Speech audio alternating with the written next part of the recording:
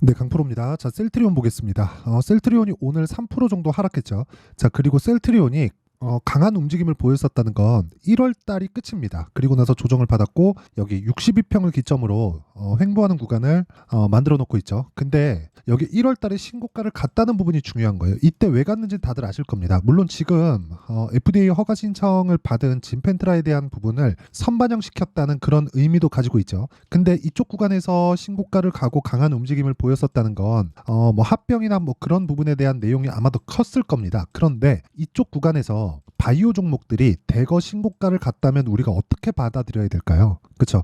주가가 이미 고가를 돌파하고 나서 강한 시세가 들어오면서 돈이 들어왔기 때문에 그렇죠. 이 밑에 보면 정확하게 거래 대금이 큰 폭으로 터져 있다는 걸 볼 수 있죠. 이런 상황에 대한 내용을 이해해야 되는 게 중요한 거예요. 앞으로 진펜트라 관련된 내용 그리고 12조 원까지 매출을 늘리겠다는 그렇죠. 진펜트라로 인해서 12조 원까지 매출을 늘릴 수 있다는 그런 내용을 지금부터 반영을 하고 있다는 겁니다. 그렇지 않다면 지금 뭐 최근에는 조정을 조금 받고 있지만 예를 들어서 뭐 HLB나 알테오젠 알테오젠도 지금 재형으로 인해서 큰 폭으로 상승을 했죠. 이게 머크 쪽으로 들어가 있는 내용인데 실제 마일스톤 대금을 포함해서 러닝 개런티까지 포함하면 연간 한 1조 원 정도의 현금 확보가 됩니다. 그리고 무엇보다 HLB 지금 FDA 허가 신청이 들어가 있는 상황에서 10조 원을 넘겼다는 점은 사실상 한국 그 바이오 산업 쪽에서는 의미하는 바가 상당히 큽니다. 자, 아주 간단하게 말씀드릴게요. 셀트리온을 포함해서 관련돼 있는 종목들, 즉 셀트리온에 관련돼 있는 게 아니라 바이오 관련된 종목들이 아무 의미 없이 12월 달에 다 신고가를 만들었을까요? 그게 아니라는 거예요. 신고가를 만들기 위한 건 돈이 필요하고요. 돈이 들어왔다는 건 그렇죠. 앞으로 좋아질 만한 내용거리가 그렇죠. 호재거리가 있다는 거예요. 근데 그 중에 하나가 뭐예요? 셀트리온의 진펜트라의 FDA 허가 그리고 통합 셀트리온 기준에서 2030년 동안 2030년까지죠. 2030년까지 3조 원을 넘긴다는 실제 그 통계상 나와 있는 내용이니까 뭐 이런 부분들을 가격이 먼저 반영하는 그 첫 단계에 있다. 자, 그럼 성장률에 대한 부분만 보더라도 자, 여기 보면 되겠죠. 지금 실제 셀트리온에 대한 실적을 보면 지금 현재 보세요. 12조 원까지 늘릴 수 있는 시장 규모를 확보해 놓은 거나 마찬가지인데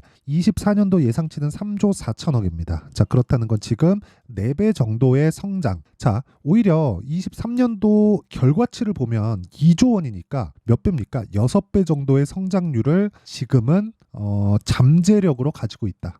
이게 핵심 사항이에요. 그렇죠. 그리고 진펜트라는요. 지금 기존의 램시마 SC 있죠. 램시마를 기반으로 변형해서 만든 건데 기존의 램시마가 이미 50여 개국에서 판매 허가를 받아서 점유율을 확대하고 있습니다. 그렇죠.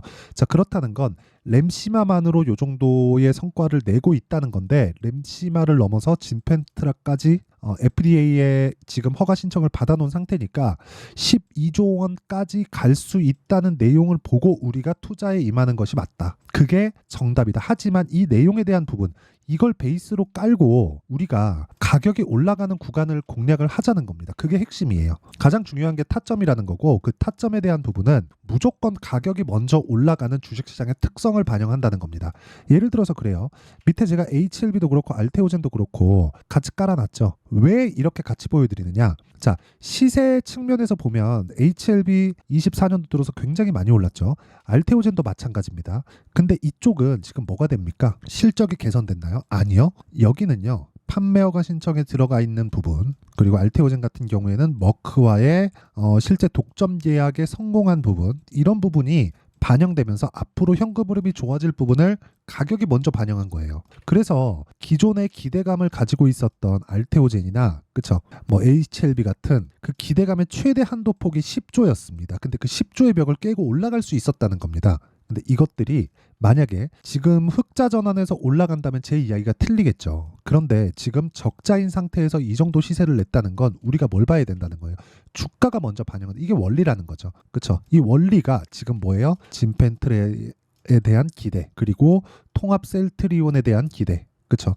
지금 서정진 회장이 어떤 액션을 취할 거라고는 사실상 다 밝혀진 바죠. 지금 헬스케어는 합병이 됐고, 그리고 셀트리온 제약도 지금 합병을 하고자 하는 뭐 그런 단계를 지금 밟고 있죠. 그런 과정에서 사실상 주주 측면에서는 긍정적인 내용으로밖에 볼 수 없고, 그리고 성장률 측면에서 보더라도 진펜트라에 대한 시장 그 타점에 대한 부분을 여기 셀트리온의 가격과 단기 보유 전략으로 제가 내용 준비를 해왔습니다.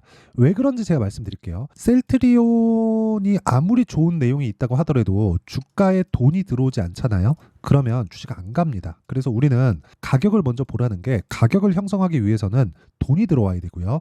그 돈이 들어온 것을 봐야지만 단기 2주 안에 우리가 수익 전환을 시킬 수 있다. 2주 안에 수익 전환을 시키려면 뭘 해야 돼요? 가격을 잘 잡아야 됩니다. 가격을 잘 잡으려면 무조건 타점에 대한 이해, 그리고 주식시장의 원리인 선반영 논리에 대한 이해가 필요하다. 이 내용을요, 제가 영상에서 이야기를 드리면 내용이 너무 길어질 수 있기 때문에 이런 식으로 제가 내용 준비를 해온 거고, 무엇보다 무료로 진행합니다. 자, 그래서 구독과 좋아요, 무엇보다 제가 채널 성장을 위해서 진행하는 거니까 구독과 좋아요 부탁드리고요. 상단에 있는 전화번호로 셀트리온이라고 문자 보내주시면 제가 셀트리온의 가격과 단기 보유 전략을 다 공유를 해드리도록 하겠습니다. 자, 그러면 왜 주식시장에서 시세가 나오는지, 뭐 떨어지는 시세, 올라가는 시세, 이 부분에 대해서 제가 원리에 대해서 이야기를 드렸죠. 선반영, 그쵸? 무조건 선반영한다. 가격이 왜? 돈이 들어와요. 주가가 올라가니까. 그쵸? 그럼 돈이 들어오는 내용을 보면서, 아니 사실 그렇잖아요. 우리가 어떤 부분을 공부를 한다고 해서 호재를 먼저 인식하고 알 수 있을까요? 안다고 칩시다. 그쵸? 공부해서 이건 시장성이 너무 뛰어난데, 그렇다고 치더라도 실제 이 주식시장이 시장에서 인정을 받지 않으면 셀트리온이 올라갈 수 있을까요? 그게 안 된단 말이에요. 그래서 우리는 단기간의 수익을 내기 위해서, 단기간이 단타를 치라는 게 아닙니다. 스윙급 이상에서 우리가 진행을 해야 되고, 그 스윙급을 지속적으로 매매를 하면서 우리는 가격을 봐야 되는데, 그러기 위해서는 돈이 들어오는 그 지점부터 공략 시점을 잡자. 그게 신고가 매매예요. 자, 그럼 이 매매에 대해서 다 이해를 했을 때 어느 정도의 성과를 낼 수 있는지, 제가 바이오 종목들을 포함해서 뭐 최근에 강했었던 이 반도체 종목군들이 어떻게 움직이는지, 그리고 제가 어떻게 매매했는지를 다 공유를 해드리겠습니다. 내용 한번 보시면 지금 HLB 있죠? 어떻습니까? 12월 달에 그냥 보냈죠. 매매 안 했습니다. 여기 B라고 되어 있죠? 매수한 구간. 언제예요? 신고가 만들고 확인했죠? 그리고 조정 구간 보내고 반등하는 구간에 내가 매수했고, 그리고 나서 하락할 때 매도한다. 그런 결과가 31% 수익. 이 구간에서도 마찬가지예요. 올려서 보면 18%, 13% 모두 다 신고가 돌파 구간에 공략을 했다. 지금 또 뭐예요? 확인하는 과정이라는 거죠. 그래서 이 나오는 시세 모두를 내가 다 먹을 수는 없어요. 하지만 올라가는 구간별로 내가 매매하는 상황을 만들어야 된다. 이게 핵심이에요. 자, 그리고 뭐 다른 종목을 보더라도 마찬가지입니다.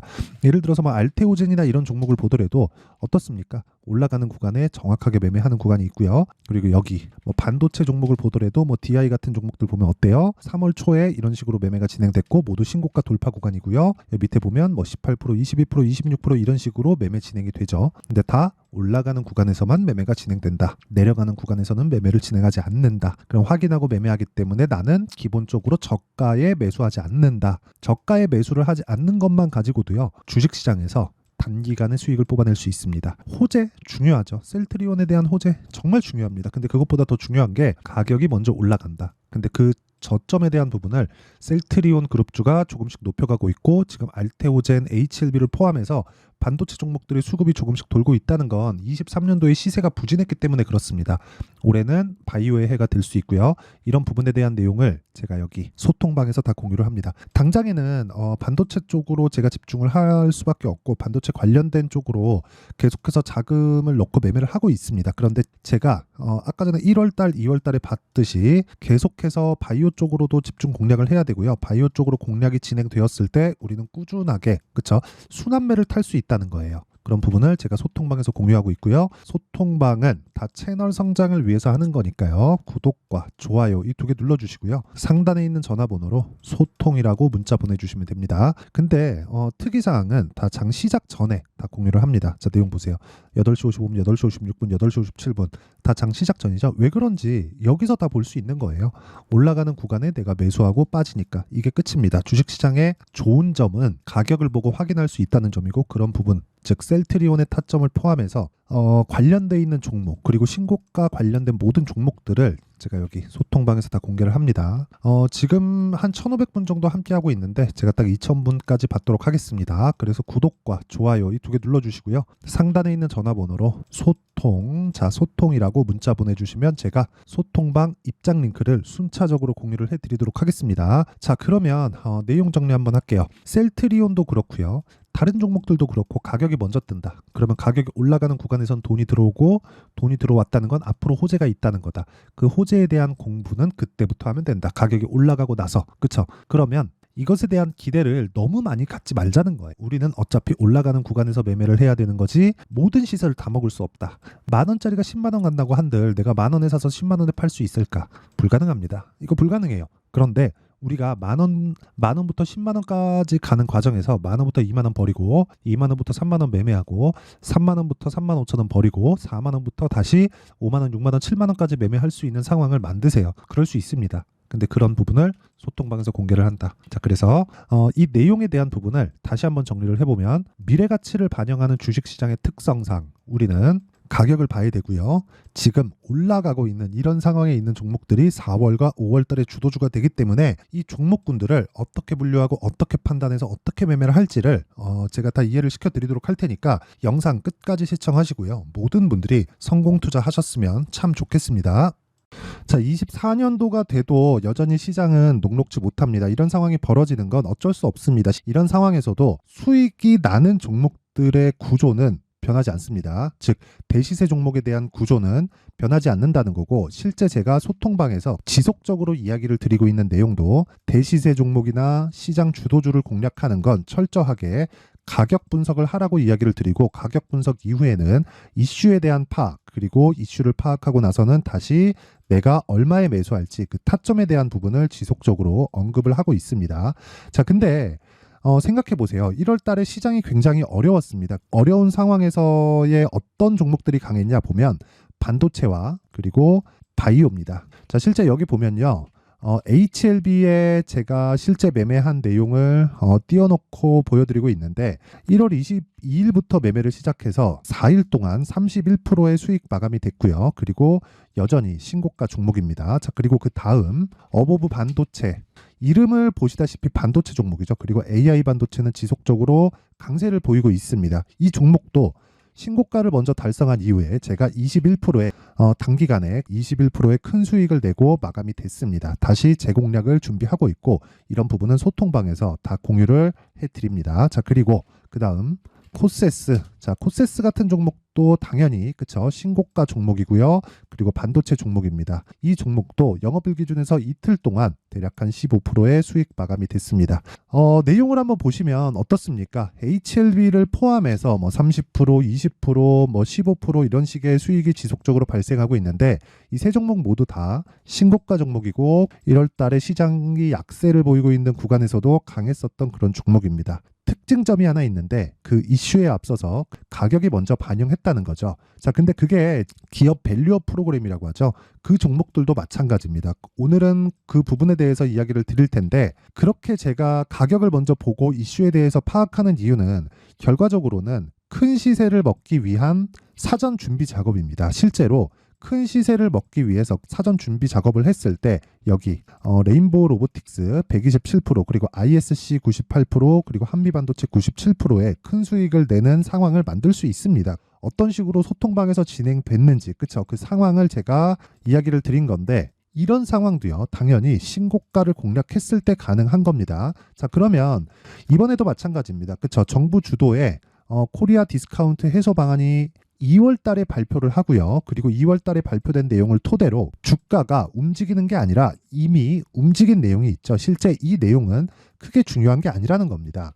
실제 움직인 내용을 보면 자, 기아차입니다. 실제로 12월 달에 신고가를 만들어 놓고 정부에서 입김을 불어 넣으니까 순식간에 기아차를 포함해서 현대차 같은 거대 기업들의 주가가 2주도 채 되지 않아서 40% 정도의 큰 시세를 냅니다. 자, 그러면 우리는 어떤 종목을 봐야 될까요? 이슈를 파악해야 되는 것도 맞지만 철저하게 가격에 맞춰서 매매를 해야 되는 게 당연히 중요합니다. 정부가 주도하는 정책 방향이 있겠죠. 그 방향에 맞춰서 우리가 종목을 찾을 필요가 있다.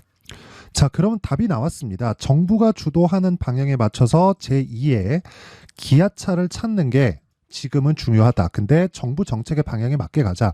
그랬을 때 앞서서 제가 보여드렸었던 내용인 여기 레인보우 로보틱스 127% 그리고 ISC 98% 그리고 한미반도체 97%와 같은 수익을 낼 수 있습니다. 물론 시간에 대한 부분은 최소 2주의 시간이 필요하고요. 그리고 최장 3개월 안에 끝내야 됩니다. 자, 기아차의 시세를 보셨던 것과 같이 2월 달에 정부 정책의 방향이 결정되고요. 바로 3월 달이면 시행입니다. 자, 그러면 우리는 거기에 맞춰서 당연히 종목을 찾아야 되고 제가 제2의 기아차를 찾아놨습니다. 제가 아까 전에 소통방에서 이야기를 드렸었던 내용 다 공개를 해드렸는데 그 내용처럼 종목만 받고 싶다 하시는 분들은요. 상단에 있는 제 전화번호로 대시세, 자, 대시세라고 문자를 보내주시면 정부 정책의 방향에 맞는 종목을 모든 분들에게 무료로 공개를 해드리도록 하겠습니다. 자, 제가 원하는 건 채널 성장이 목적입니다. 자, 그래서 구독과 좋아요 꼭 좀 부탁드리고요. 모든 분들이 정부 정책에 맞는 방향으로 매매를 이어가서 큰 수익 보셨으면 좋겠습니다.